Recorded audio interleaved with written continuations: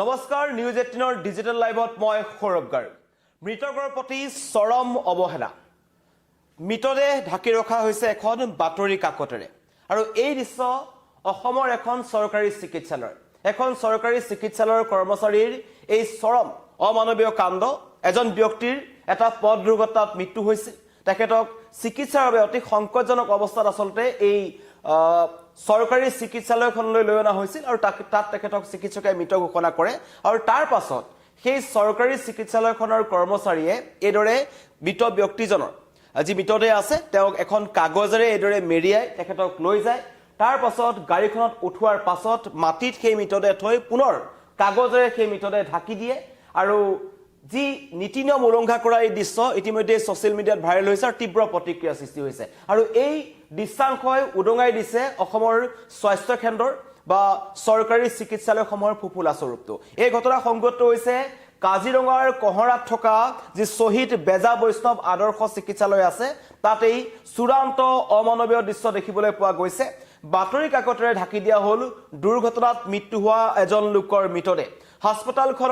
সৰকাৰী হাস্পতালখনৰ কৰ্তৃপক্ষই মৃত্যুৰ পাছতো ব্যক্তিজনৰ মৃত্যুৰ পাছতো ন্যূনতম যিখিনি মৰ্যাদা দিব লাগে সেইখিনি তেওঁলোকে দিয়াৰ প্ৰয়োজন বোধ নকৰিলে আৰু তাক লৈ এটা প্ৰশ্ন উত্থাপন হৈছে যে এনেকৈ চলি আছে নেকি অসমৰ সৰকাৰী চিকিৎসালয়সমূহ অসমৰ স্বাস্থ্য খণ্ডটো ইয়াৰ আগতো অসমৰ বিভিন্ন ধৰণৰ সৰকাৰী চিকিৎসালয়সমূহত বিভিন্ন ধৰণৰ হেমাহি দেখিবলৈ পোৱা যায় কিন্তু এই ঘটনাই সকলোৰে চকু কপালত তুলিছে যে কেনেকৈ এজন মৃতকৰ ওপৰত এদৰে কাগজ দি যি তেওঁলোকে ন্যূনতম মৰ্যাদাকণ দিব লাগিছিল এখন বগা কাপোৰ দিব লাগে যেটো নিয়ম আছে সেই নিয়ম কিন্তু তেওঁলোকে উলংঘা কৰিছে বাতৰি কাকতেৰে মৃতদেহ ঢাকি দিয়াক লৈ তীব্ৰ প্ৰতিক্ৰিয়া সৃষ্টি হৈছে গেলেকিত এটা পথ দুৰ্ঘটনা সংঘটিত হৈছিল য'ত এই 46 বছৰীয়া বুদ্ধেশ্বৰ কোচ নামৰ লোকজনৰ মৃত্যু হৈছিল আৰু তাক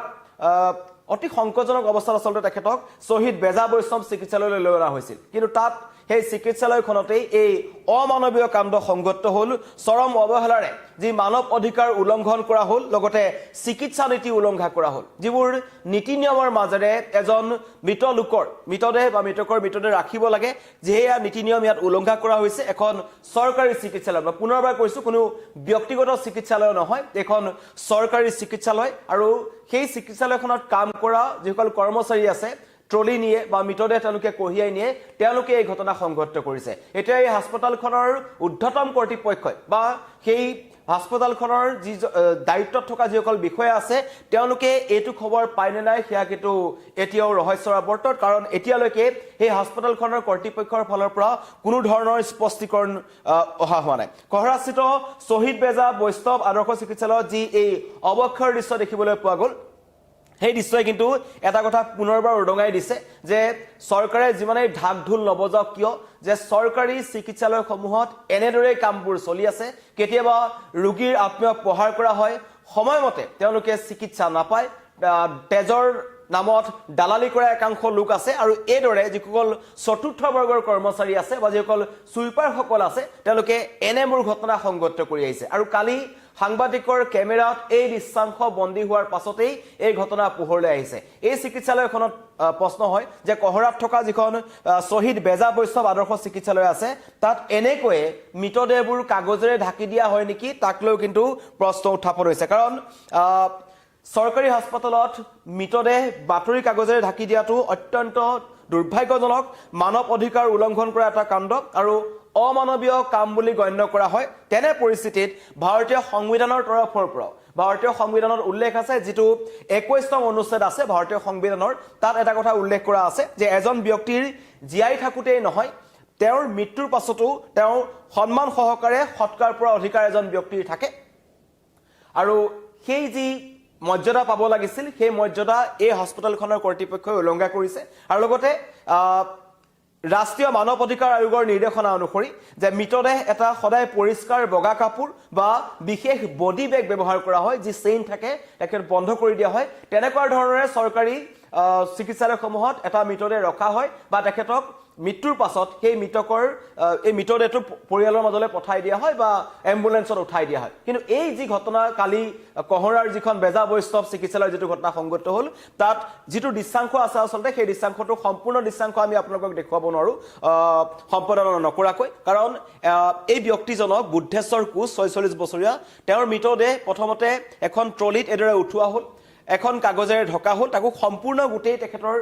দেহটো তাত ঢাক খোৱা নাই কেৱল মূৰটো ঢাকি দিছে আৰু এনেকৈ তেখেতৰ মৃতদেহ বাহিৰলৈ নিয়া হ'ল তাত প্ৰথম মৃতদেহটো তলত ৰখা হৈছে তাৰ পিছত পুনৰ কাগজেৰে ঢাকি দিছে যি দৃশ্যাংশ দেখিলে সকলোৰে কিন্তু চকু কপালত উঠিব যিমানেই নকয় যে চৰকাৰী চিকিৎসালয় এতিয়া পূৰ্বৰ দৰে নাই বহু উন্নত হৈছে বুলি কৈ আছে কিন্তু তাত এনেকুৱাবোৰ ঘটনা কিন্তু সংঘটিত হৈ আহিছে বডি বেগ ব্যৱহাৰ কৰা নহল এখন পৰিষ্কাৰ বগা কাপোৰৰ অভাৱ হ'ল এইখন অসমত থকা কহৰাত থকা এখন বেজা বৈষ্ণৱ আদৰ্শ চিকিৎসালয় অত্যন্ত এখন গুৰুত্বপূৰ্ণ স্থানত থকা এখন চিকিৎসালয় তাত বিশেষকৈ এই কহৰা কাজিৰঙা এই অঞ্চলটোত বাহিৰৰ যথেষ্ট সংখ্যক লোক থাকে তাত এখন সেই কাৰণে অতি গুৰুত্বপূৰ্ণ চিকিৎসালয় হিচাপে ধৰা হয় কিন্তু সেইখন চিকিৎসালয়তে এই অমানৱীয় কাণ্ড সংঘটিত হ'ল যে এটা মৃতদেহ মেৰিয়াই থোৱা হ'ল বাতৰি কাকতেৰে ইমানেই তেওঁলোকৰ অভাৱ যে এখন বগা কাপোৰৰ অভাৱ হ'ল এটা বডি বেগৰ অভাৱ হ'ল হাস্পতাল কৰ্তৃপক্ষৰ ওচৰত আৰু বাতৰি কাগজ ব্যৱহাৰ কৰাটো চৰম অৱহেলাৰ এখন প্ৰতিচ্ছবি দেখিবলৈ পোৱা গৈছে এয়া হৈছে অসমত থকা কহৰাৰ বেজা বৈষ্ণৱ আদৰ্শ চিকিৎসালয়ৰ দৃশ্য যিমানেই ৰাজ্যত আদৰ্শ চিকিৎসালয় বৃদ্ধি হৈছে নতুনকৈ নিৰ্মাণ কৰা হৈছে আন্তঃগাঁথনি উন্নত কৰা হৈছে বুলি কোৱা হৈছে নতুনকৈ একাংশ লোকক তাত চাকৰিত নিযুক্তি দিয়া হৈছে কিন্তু তাৰ পাছতো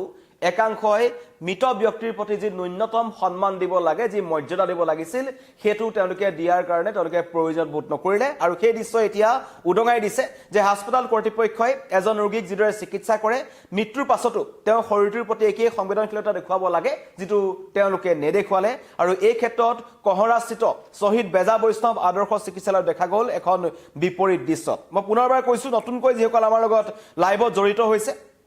তেওঁলোকক জনাইছো যে অসমৰ এখন চৰকাৰী চিকিৎসালয়ত এনেকুৱা এটা ঘটনা সংঘটিত হৈছে যিটো ঘটনা দেখাৰ পাছত আপোনাৰ মনত প্ৰশ্ন হ'ব যে সঁচাকৈয়ে অসমৰ যি চৰকাৰী যি চিকিৎসা খণ্ডটো আছে সেইটো কোন দিশে গতি কৰিছে বা কিমান উন্নত হৈছে যিমান ঢাক ঢোল বজোৱা হৈছে যে চৰকাৰী খণ্ডৰ ব্যাপক পৰিৱৰ্তন অহা হ'ল পূৰ্বৰ দৰে অৱস্থাত নাই চৰকাৰী চিকিৎসালয়সমূহ আদৰ্শ চিকিৎসালয়ৰ সংখ্যা বৃদ্ধি পোৱা হৈছে ঠায়ে ঠায়ে আদৰ্শ চিকিৎসালয় ওলাই আছে কিন্তু তাৰ বিপৰীতে মই আপোনালোকক এই দৃশ্যাংশ পুনৰবাৰ ক'ব বিচাৰিছো যে কাজিৰঙাত থকা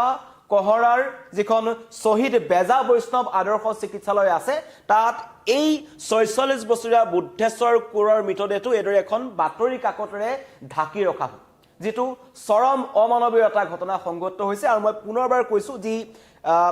মানৱ অধিকাৰ উলংঘনৰ কথা যি আছে সেইটো হৈছে লগতে চিকিৎসা নীতি উলংঘনৰ কথাও হৈছে আৰু এই ক্ষেত্ৰত দুখীয়ে যিসকল লোকে এই ধৰণৰ ঘটনা সংঘটিত কৰিছে তেওঁলোকে কঠোৰৰ পৰা কঠোৰ শাস্তি পাব লাগে চিকিৎসালয়খনৰ ঊৰ্ধ্বতম কৰ্তৃপক্ষই তাত থকা এই চিকিৎসালয়খনৰ দায়িত্বত থকা বিষয়াগৰাকীয়ে জানে নে নাজানে যে তেওঁলোকৰ এই চিকিৎসালয়খনৰ চতুৰ্থ বৰ্গৰ কৰ্মচাৰীয়ে এটা মৃতদেহ এইদৰে কাগজেৰে ঢাকি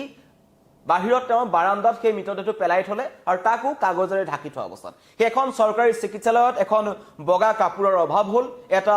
ডেড বডিটো ৰাখিবৰ কাৰণে এটা বডি বেগৰ অভাৱ হৈছে এয়া হৈছে এইদৰে চলি আছে অসমৰ স্বাস্থ্য খণ্ড বিভিন্ন